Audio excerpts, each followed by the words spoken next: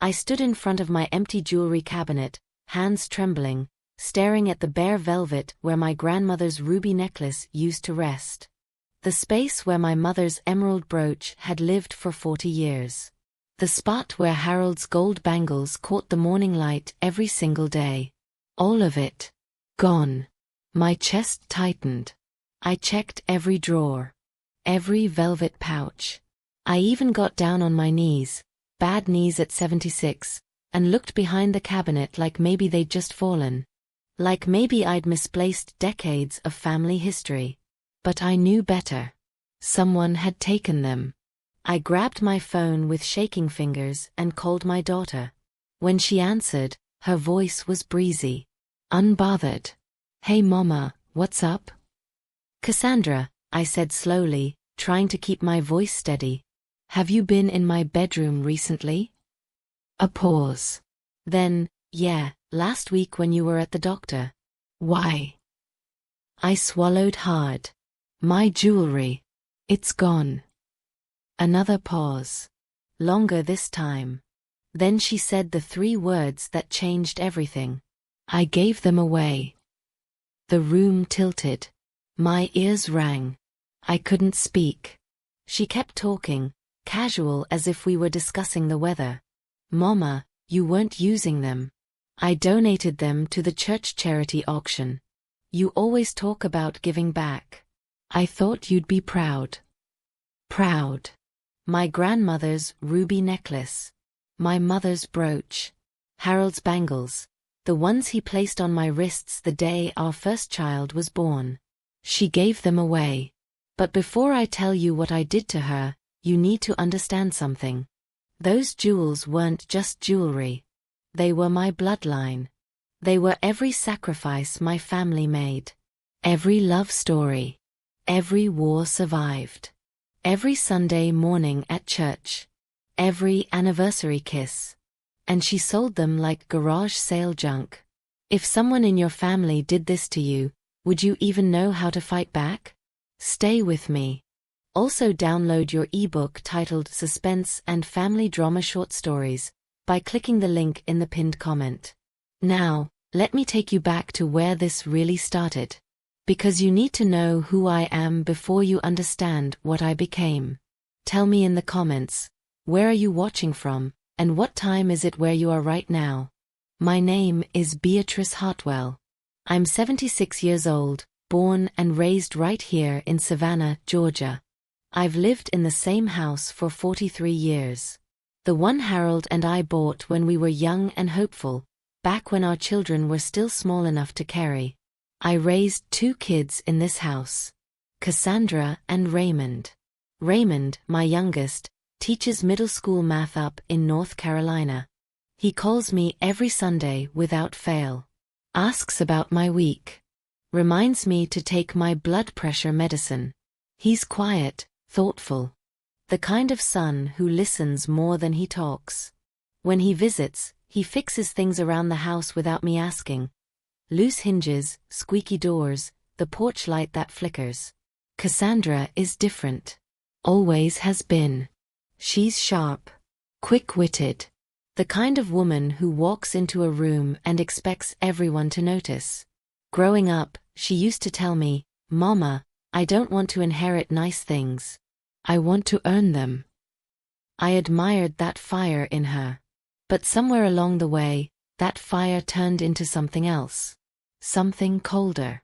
She got divorced 5 years ago. Messy split. After that, she started coming around more often. At first, I thought maybe we were finally finding our way back to each other.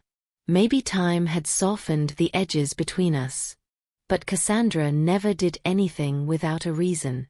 Those jewels she took? They weren't just metal and stone. My grandmother received that ruby necklace from my grandfather the day he came home from the war. She wore it on their 50th anniversary, tears streaming down her face, whispering, "We made it, baby. We made it." My mother's emerald brooch? She pinned it to her choir robe every single Sunday for 20 years. When she passed, I held that brooch in my hands and cried until I couldn't breathe. It still smelled like her, lavender and church pews and love. And Harold's bangles. He slipped them onto my wrists the morning after our daughter was born. His hands were shaking. He kissed my forehead and said, "For the strongest woman I know." Every piece held a heartbeat, a memory, a promise. I kept them in that cabinet, wrapped in velvet, cleaned them once a month. Not because I wore them often. My hands are too swollen now, my wrists too thin. But because they reminded me where I came from. Who loved me. What I survived. That sticky July afternoon when Cassandra walked into my house wearing her expensive perfume and that crisp linen suit, I didn't know she was already planning to steal from me. It was one of those thick, humid afternoons where the air feels like it's pressing down on your chest. I had all the fans going, trying to stay cool. When I heard the knock, I figured it was the mail carrier. But it was Cassandra. "Hey Mama," she said, breezing in like she owned the place. She kissed my cheek, quick, perfunctory, and immediately her eyes started moving around the room. Scanning. Assessing. "You been keeping cool?" she asked, settling onto the edge of my couch. "Best I can, baby," I said. "These old fans work harder than I do." She laughed, but it didn't reach her eyes. They were still moving. Over the photographs on the wall. The antique lamp. The jewelry cabinet in the corner. "Mama," she said after a moment, crossing her legs. "We need to talk about the future." I felt my back stiffen. "What about it?" "You're 76, she said gently. Too gently. "We need to start making some practical decisions. About the house. About your things. You don't want everything to get messy when, well, you know." "I'm still here, Cassandra," I said quietly. "I'm not dead yet." She sighed like I was being difficult. "I know that, Mama. But planning ahead isn't disrespectful. It's smart. You've held on to so much over the years. This house, all these things. Half of it you don't even use anymore. Just because I don't use something doesn't mean it's not valuable." "But those jewels," she pressed, leaning forward. "You don't even wear them anymore. They're just sitting there." "That doesn't mean they're not important." She held up her hands in surrender. All right. I'm just trying to help." But the way she said it, the way her voice stayed so calm, so reasonable, it made my stomach twist. And when she stood to leave, her eyes drifted back to that jewelry cabinet one more time. Just a glance. Quick. Calculated. "I'll check on you next week," she said, kissing my forehead. When the door closed behind her, I sat there for a long time, staring at that cabinet. The unease settling into my bones like cold water. The way her eyes stayed on that jewelry cabinet told me everything. She wasn't worried about my future. She was calculating her own. Have you ever had family act concerned, but their eyes told a different story? Drop a comment. 3 weeks later, I woke up feeling good. The church had announced a charity auction to raise money for the community center roof repairs, and I'd decided to donate some old quilts and a few pieces of furniture I didn't need anymore. I felt proud. Useful. Like I was still contributing. That morning, I wanted to wear my mother's emerald brooch to Sunday service. It had been a while, and something in me wanted to feel close to her. I walked to the bedroom, opened the jewelry cabinet, and reached for the velvet pouch where I kept it. Empty. My hand froze. I pulled open the second drawer. Empty. The third. Nothing. The ruby necklace. The bangles. The brooch. All of it. Gone.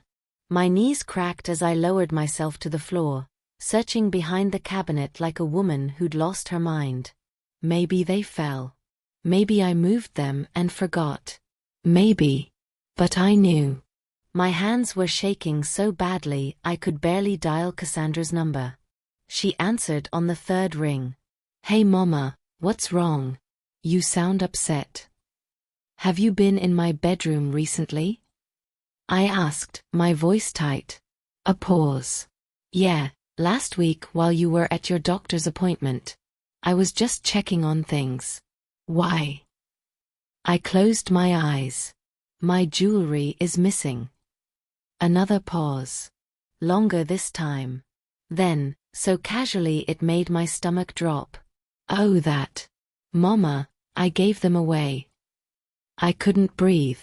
You, what? I donated them to the church charity auction, she said, like it was the most natural thing in the world. You weren't using them, and the church needed donations. You're always talking about giving back. I thought you'd be happy. Happy. Cassandra, I whispered, gripping the dresser to keep from falling. You had no right. Mama, calm down. Those things were just collecting dust. Now they'll actually help people. Isn't that what you'd want? No, I said, my voice rising. That's not what I wanted. You didn't ask me. You just took them. She sighed, like I was being unreasonable. I'm trying to help you let go of things you don't need. You're holding on to the past, Mama. It's not healthy. I hung up before I said something I couldn't take back. I sat on the edge of my bed, staring at the empty cabinet. My chest felt hollow. My hands wouldn't stop trembling. Harold's bangles. Mama's brooch. Grandma's necklace. All the people I loved, reduced to nothing. She said she donated them to help the church. Noble, right? But something in her voice didn't sit right. And I was about to find out why. I couldn't sleep that night. Couldn't eat. Every time I closed my eyes, I saw that empty cabinet. Heard Cassandra's voice, so calm, so dismissive. The next morning, I called the church. Reverend Colton answered, and I could hear the concern in his voice when I explained why I was calling. Lorraine, he said carefully. Yes, Cassandra did make a donation in your name. But, well, only one piece was included in the auction. A small gold pin. She told us she'd found a private buyer for the rest. My blood ran cold. A buyer? Yes, ma'am. She said you'd approved it. Said the money would help with your medical expenses. I thanked him and hung up. She didn't donate them. She sold them. I grabbed my car keys, hands still shaking, and drove straight to Cassandra's townhouse. It took me 20 minutes. 20 minutes of white-knuckled rage building in my chest. When she opened the door, she was wearing yoga pants and a silk top. Hair pulled back. Casual. Unbothered. Mama? What are you doing here? I pushed past her into the pristine living room with its white walls and polished floors. Where are my jewels, Cassandra? She closed the door slowly. I told you. I donated. I spoke to Reverend Colton. I cut her off. Only one piece went to the church. The rest you sold. Don't lie to me. For a moment, just a flicker, something crossed her face. Guilt, maybe.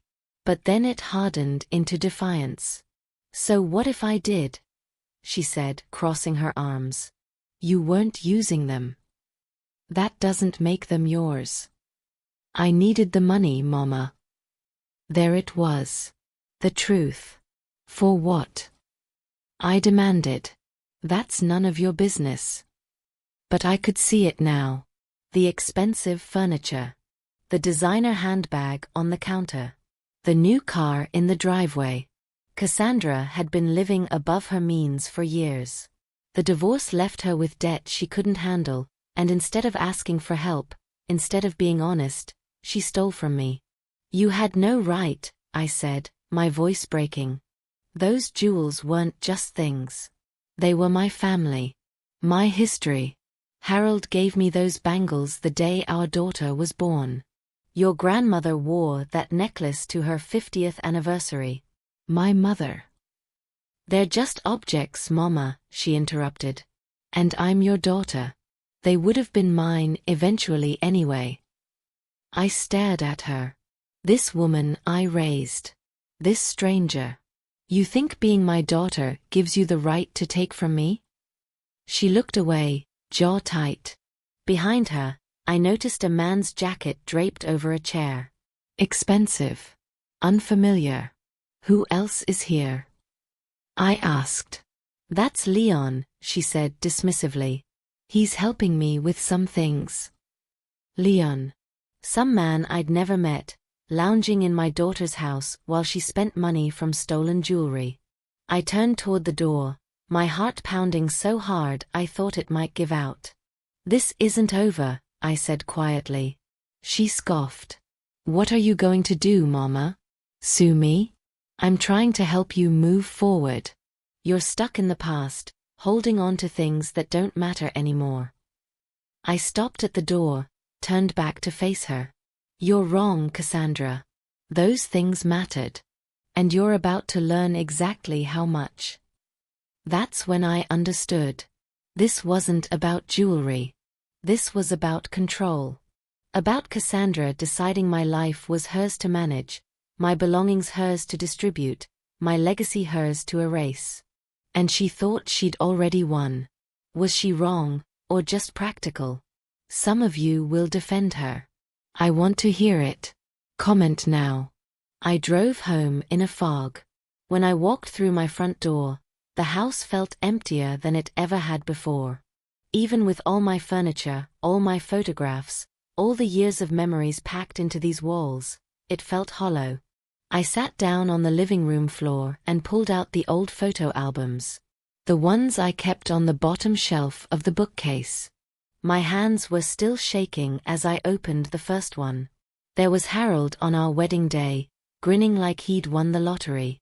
His handwriting on the back of the photo, June 12, 1970. The luckiest day of my life. I traced the letters with my finger. His penmanship was careful, deliberate. He used to write me notes and leave them on the kitchen counter before he left for work.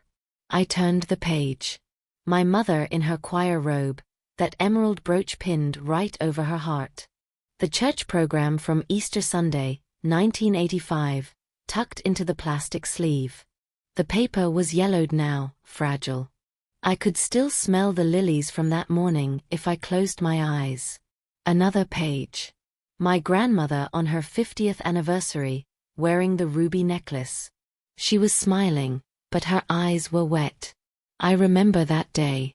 She held my grandfather's hand and whispered, "We made it, baby. We made it." All of it. Gone. I started crying. Not the quiet kind. The kind that comes from somewhere deep, where grief lives. My shoulders shook. My throat burned. I pressed my face into my hands and let it all out. Cassandra didn't just take jewelry. She took the people I loved. The proof they existed. The proof they mattered. And she did it without a second thought. I don't know how long I sat there. The light outside changed. The shadows grew longer. My knees ached from sitting on the floor, but I couldn't move. Then I saw it. The photo of my grandmother again. She was standing tall in that picture, wearing that necklace, her chin lifted. Proud. Strong. And I remembered something. 5 years ago, when Harold passed and I went to update my will, my lawyer, Ms. Renee Tillman, had said something to me. We were sitting in her office, going over documents, and she looked at me over her reading glasses. "Mrs. Hartwell," she'd said, "if you ever need to protect your assets from misuse, there are ways. Living trusts. Conditional terms. Don't ever think you're powerless just because you're getting older." At the time, I'd nodded politely. I didn't think I'd ever need that advice. My children loved me. They'd take care of things when the time came. But Cassandra didn't love me. Not really. She loved what I had. What she thought she was owed. I stared at my grandmother's photo. She survived a war. Raised 5 children during the Depression. Buried her husband and kept going. She was strong. And she raised me. I wasn't some helpless old woman. I was Beatrice Hartwell. I built this life. I survived Harold's death. I raised 2 children on my own after he was gone. I worked. I saved. I planned. And I wasn't done yet. I closed the photo album carefully, wiped my eyes, and stood up. My knees protested, but I ignored them. Then I looked at my grandmother's photo one more time, her wearing that ruby necklace, standing tall. And I remembered what my lawyer told me years ago. There was a way to protect what was mine. The next morning, I made a phone call that would change everything. And Cassandra had no idea what was coming. Ms. Renee Tillman's office smelled like leather and old books. She stood when I walked in, concern written all over her face.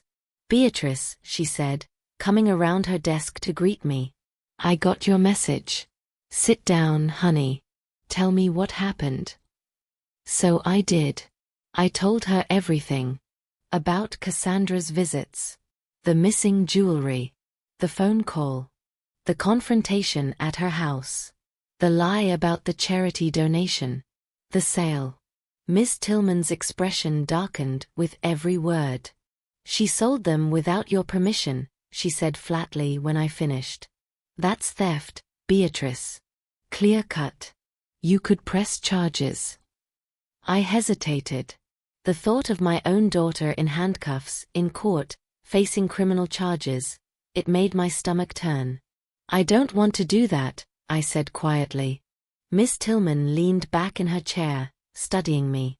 "I understand. But you can't let this go. She stole from you. She lied. And from what you're telling me, she doesn't even feel guilty." "I know. So what do you want to do?" I took a breath. "You told me once there were other ways to protect my assets. Ways that didn't involve the police." A slow smile spread across her face. "Yes. Yes, there are." She pulled out a legal pad and started writing. "Here's what I suggest," she said. "We revise your will immediately. Everything you own, the house, your savings, your remaining valuables, goes into a family trust. Not directly to Cassandra. Not directly to Raymond. A trust." "What does that mean?" "It means Raymond becomes the executor. He manages everything. Cassandra can receive support from the trust, but only under specific conditions. And those conditions? You decide them." I felt something shift in my chest. Hope, maybe. Or power. What kind of conditions? Ms. Tillman smiled. "Whatever you want. She has to demonstrate financial responsibility. She has to maintain a relationship with you. She has to prove she's not going to squander what you've built.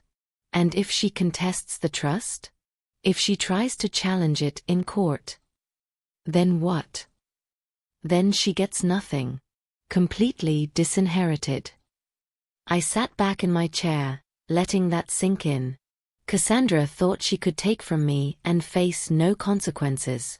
She thought I was too old, too weak, too sentimental to fight back. She was wrong. "How long will it take?" I asked. "I can have the documents ready by the end of the week." "Do it."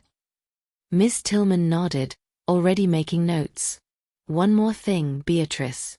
Are you sure about this? Once it's done, there's no going back.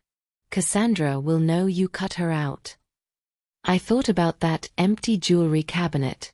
About her voice on the phone. Casual, unbothered. About her words in that pristine townhouse.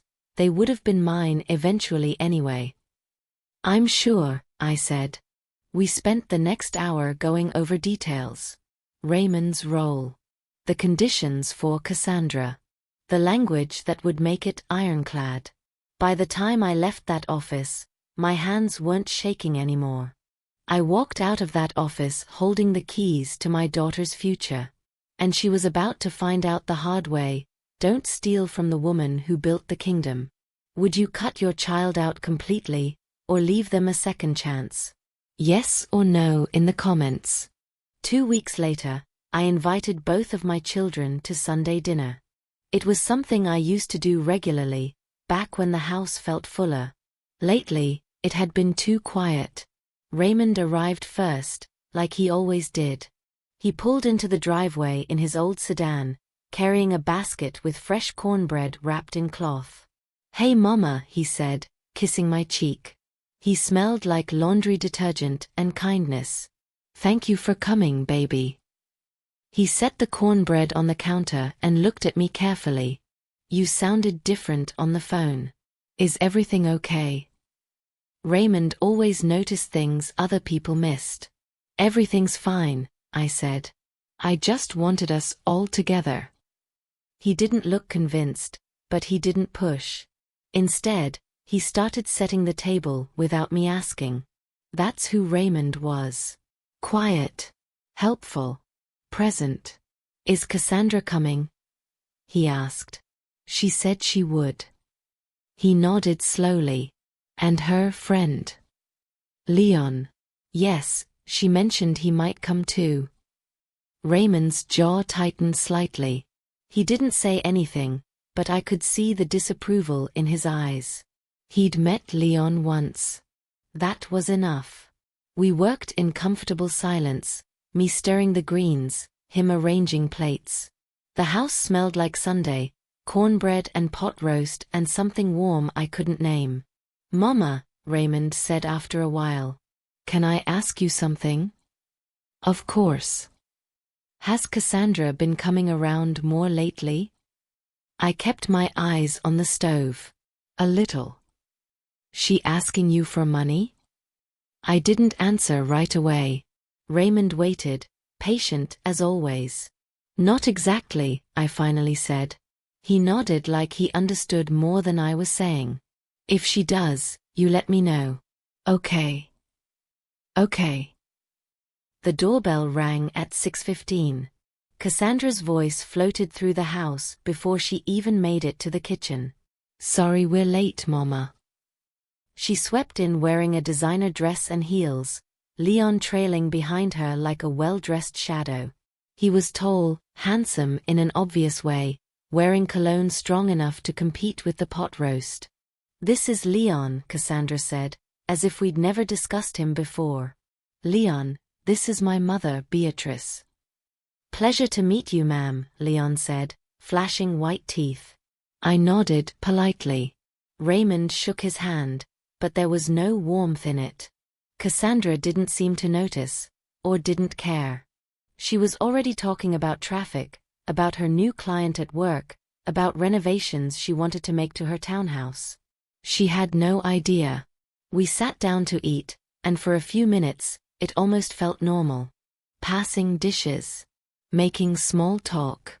Pretending we were a family without fractures. But I could feel it building. The tension. The truth sitting in my chest like a stone.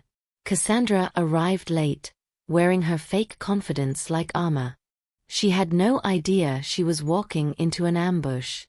Halfway through dinner, during a lull in conversation, I set down my fork. "I have something I need to share with you both," I said calmly. Raymond looked up. Cassandra kept eating for a moment before she realized I was serious. "What is it, Mama?"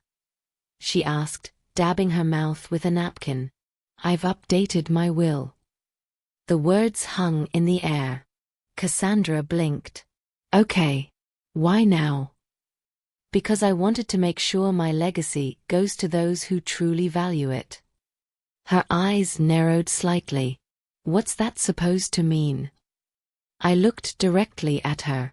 "It means after what you did with my jewelry, I realized I can't trust you with my belongings. So I've placed everything in a family trust. Raymond will oversee it." The fork clattered from her hand onto her plate. "You did what?" "You heard me," I said steadily. Leon shifted uncomfortably in his seat. Raymond sat very still, watching.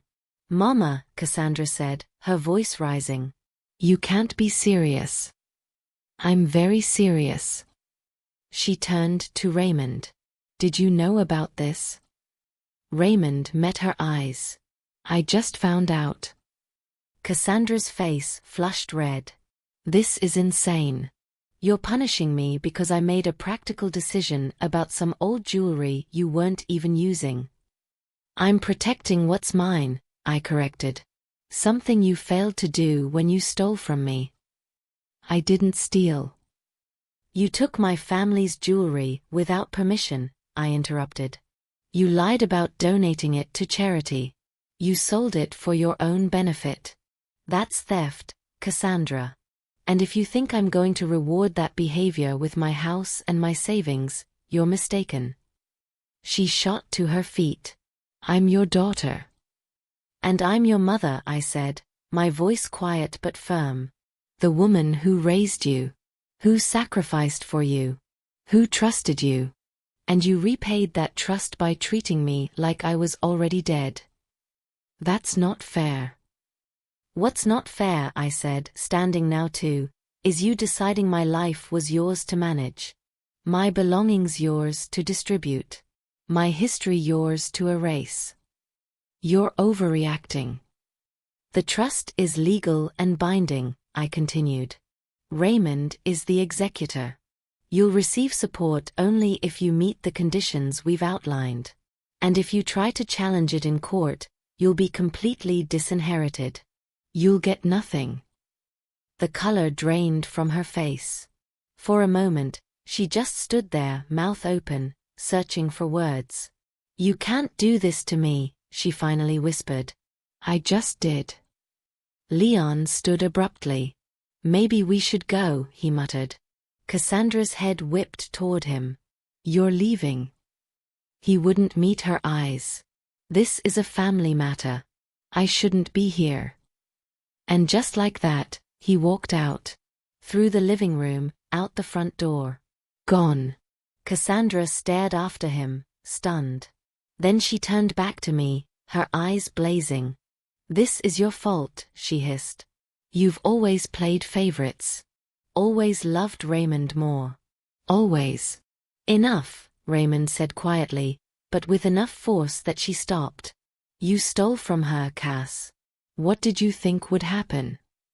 Stay out of this. No, he said, standing. I've stayed out of it for years. Watched you take advantage of her. Watched you treat her like an ATM. I'm not staying out of it anymore. Cassandra's eyes filled with angry tears. She grabbed her purse, looked at me one last time. This isn't over, she said, her voice shaking. Yes, I said calmly. It is. She stormed out, slamming the door so hard the dishes rattled on the table. The house fell silent. Raymond sat back down slowly. You okay, Mama? I nodded, my hands steady. Yes, baby. I am. But I wasn't worried. Because the real punishment? It was just beginning. This could happen to you tomorrow. Your valuables, your legacy, gone. Subscribe so you're never caught off guard. 3 weeks passed. I heard things, of course. Small-town gossip travels fast. Cassandra had called her lawyer. The lawyer told her the trust was airtight, challenging it would cost more than she'd ever receive. She dropped it. Leon? Gone.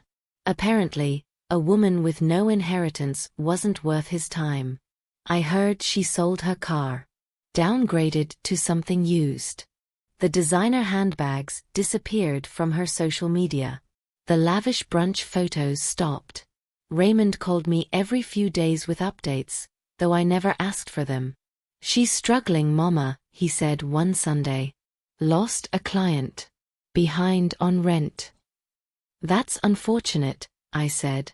You feel bad at all? I thought about that. Did I? No, I said honestly. She made her choices. Now she's living with them. Fair enough. But then, on a quiet Wednesday afternoon, there was a knock at my door. I looked through the window before opening it. Cassandra stood on my porch. But not the Cassandra I'd seen at dinner. This one wore jeans and a faded t-shirt. No makeup. Hair pulled back in a simple ponytail. She looked tired. Smaller somehow. I almost didn't answer. My hand hovered over the doorknob for a long moment. But then I saw her face. Really saw it. The exhaustion. The fear. The defeat. When she knocked on my door weeks later, I almost didn't answer. But when I saw her face, no makeup, no pretense, I knew something had broken inside her. I opened the door. "Mama," she said quietly. Her voice was different. Smaller. Raw. "Cassandra. Can I come in?" I stepped aside. She walked past me into the living room, and for the first time in years, she didn't scan the room. Didn't assess. Didn't calculate. She just stood there, looking lost. "I messed up," she said finally. I nodded. "Yes. You did." Her eyes filled with tears. I was desperate. The divorce left me with so much debt. I didn't want to tell you. I thought I could fix it myself. And then I saw those jewels just sitting there and her voice broke. I convinced myself it was okay. That you wouldn't mind. That they were just things. They weren't just things. "I know," she whispered. "I know that now." We stood there in silence. Me by the door. Her in the middle of my living room, looking like a child who'd gotten lost. "I can't give you back what you took," I said quietly. "The trust stands. The will stands. That doesn't change." She nodded, wiping her eyes. "I understand." "But," I continued, "if you want to rebuild what we had, trust, respect, you can start now. It won't be easy. And it won't be fast." She looked up at me, hope flickering in her eyes. "Can I try?" I studied her face. Searching for sincerity. For change. Finally, I nodded. "You can try." We sat on the couch. The same couch where she'd once told me I needed to let go of my things. Now she sat on the edge of it, hands folded in her lap, looking smaller than I'd ever seen her. "The money's all gone," Cassandra said softly. "I spent it trying to keep up appearances. The clothes. The car. The townhouse. I thought if I looked successful, I'd feel successful." I didn't say anything. Just listened. "Leon left the minute he realized I wasn't getting an inheritance," she continued with a bitter laugh. "Turns out he was more in debt than I was. He was counting on your money." "And the jewelry?" She looked down at her hands. "I sold it to a collector. For a fraction of what it was worth. I was desperate." "You could have asked for help," I said. "I would have helped you." "I know," she whispered. "I was too proud. Too ashamed." We sat in silence for a long moment. The ticking of the grandfather clock in the corner filling the space between us. "Raymond's been good to me," she said finally. "He offered to let me stay with him until I get back on my feet. Said he'd help me find a job near him in North Carolina." I nodded. That sounded like Raymond. "What did you tell him?" "I said yes," she admitted. "There's nothing for me here anymore. Too many bridges burned." Something in her voice, the defeat, the rawness, reminded me of when she was little. How she'd cry when she fell, but wouldn't let me carry her. Always had to walk on her own, even when it hurt. "What can I do, Mama?" she asked, looking up at me. "To make this right? I know I can't fix it completely. I know I broke something that can't be glued back together. But what can I do now?" I thought about that. Really thought. "You can start by being honest," I said finally. "With me. With yourself. No more lies. No more taking what isn't yours." She nodded. "I promise." I didn't hand her money. I didn't restore her inheritance. I didn't change the terms of the trust. But I did let her come inside. And that was the beginning of something new, not forgiveness, not yet. But accountability. That was 6 months ago. Cassandra lives with Raymond now. Works at a small accounting firm near his school. Calls me once a week. Not because the trust requires it, but because she's trying. She's sold almost everything she owned. Lives simply. Pays down her debts dollar by dollar. It will take years. She knows that. Sometimes she asks about the jewelry. Not in a demanding way. In a sad way. She's finally realized what it represented. What she threw away. I tell her about my grandmother wearing the ruby necklace during the war. About my mother pinning on that emerald brooch every Sunday without fail. About Harold slipping those gold bangles onto my wrists the morning after we became parents. She listens now. Really listens. This isn't a fairy tale. Trust, once broken, doesn't magically heal. But we're building something new in the ashes of what she destroyed. Something more honest. More equal. Family legacy is more than money or jewels. It's trust, respect, and shared history. When someone betrays that trust, justice doesn't always have to come in the form of anger or revenge. Sometimes, the quietest justice is simply setting firm boundaries and letting the truth unfold. Cassandra thought I was powerless. She thought age made me weak. But she forgot who raised her, and whose legacy she was trying to erase. And she never expected what I'd do to protect it. So tell me, did I go too far or not far enough? Have you ever had to protect your legacy from your own family? Comment justice if you do the same thing. Tell me where you're watching from. I want to hear your stories. If this happened in your family, would you know what to do? Subscribe before you're caught off guard. Not ready to subscribe? Drop a comment and tell me why. I'm curious. Share this with someone who needs to hear it. Sometimes the ones we love hurt us the most. Age doesn't define your strength. Silence doesn't mean weakness. And respect? That's earned, not inherited. Lastly, download your ebook titled Suspense and Family Drama Short Stories by clicking the link in the pinned comment.